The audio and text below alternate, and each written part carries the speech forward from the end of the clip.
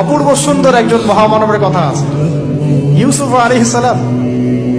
আমরা সূরা ইউসুফ পড়তে শিখি নাই এখনো। আমরা সবাই মনে করি সূরা ইউসুফ মানে হচ্ছে ইউসুফ জুলাইখার প্রেম কাহিনী, আমরা এটাই মনে করি। সূরা ইউসুফকে আল্লাহ পাক সবচেয়ে শ্রেষ্ঠ উপন্যাস বলেছেন, আহসানুল কসাস। একটু গভীরভাবে পড়ে দেখবেন অর্থগুলো। এটা ইউসুফ জুলাইখার প্রেম কাহিনী নয়, এটা ইউসুফ আলাইহিস সালামের সাথে তার বাবার মহব্বতের কাহিনী। এটা পিতা আর সন্তানের মহব্বতের কাহিনী। এত মহব্বত যে সন্তান 20 বছর আগে হারিয়ে গেছে, যে সন্তান কূপ থেকে রাজপ্রাসাদে, রাজপ্রাসাদ থেকে জেলখানায়, জেলখানা থেকে আবার মিশরের গভর্নমেন্ট মানে পলিটিক্যাল পাওয়ার এসেছেন।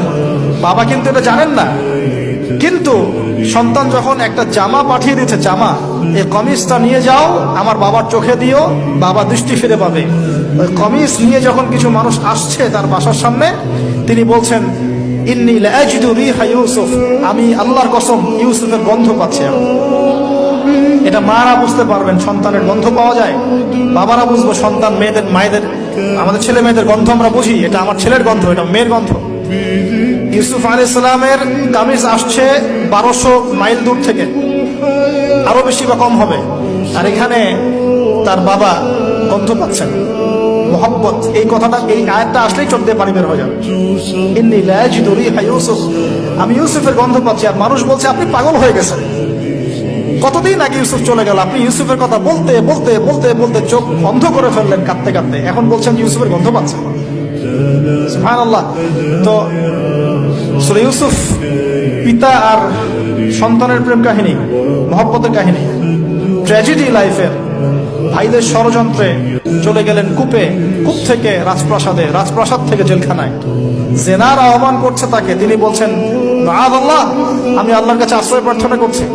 এখানে আমরা সূরা ইউসুফ পড়তে গিয়ে ইউসুফ আলাইহিস সালামের বাহ্যিক সৌন্দর্য নিয়ে কথা বলি, তার চরিত্র, তার বাহ্যিক সৌন্দর্য অনেক বেশি সুন্দর।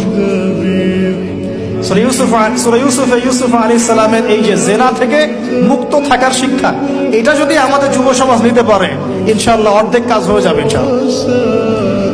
কত পার্সেন্ট যুবক আছে বলেন দেখি, একটু অনেস্টলি বলেন, সূরা ইউসুফ আলাইহিস সালামের মতো এরকম তাকওয়া, পরহেজগারিতা, জেনা মুক্ত জীবন যেমন করতে পারে।